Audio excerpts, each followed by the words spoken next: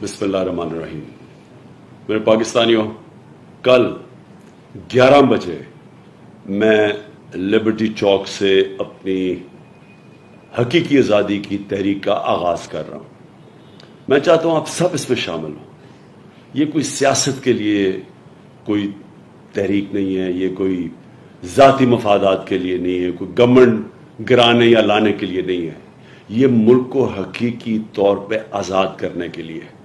ये जब से पाकिस्तान बना है, जो तहरीक पाकिस्तान थी जिसमें हमने अंग्रेज़ों से आज़ादी ली थी, ये अब उसके बाद हकीकी आज़ादी की तहरीक, उतनी बड़ी तहरीक अब शुरू है। इसका मकसद क्या है? इस मुल्क में जो फैसले हों वो मुल्क के अंदर फैसले हों। कोई बैरून मुल्क के पुतले हमारे मुल्क के फैसले ना करें।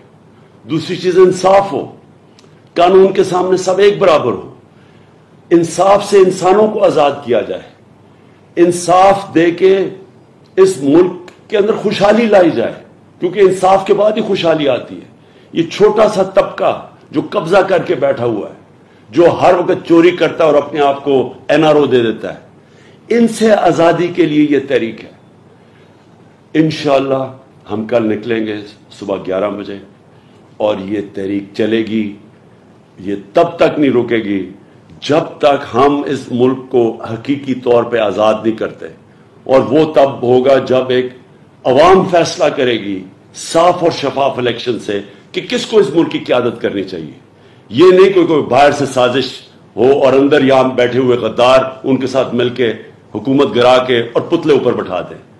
हम वो मुल्क चाहते हैं जो कायदे आज़म ने जिसकी जदोजहद की। हम वो मुल्क चाहते हैं जो इलामा इकबाल की ख्वाब थी। पाकिस्तान जिंदाबाद। सब्सक्राइब करें और बेल दबाएं ताकि कोई खबर रह न जाए।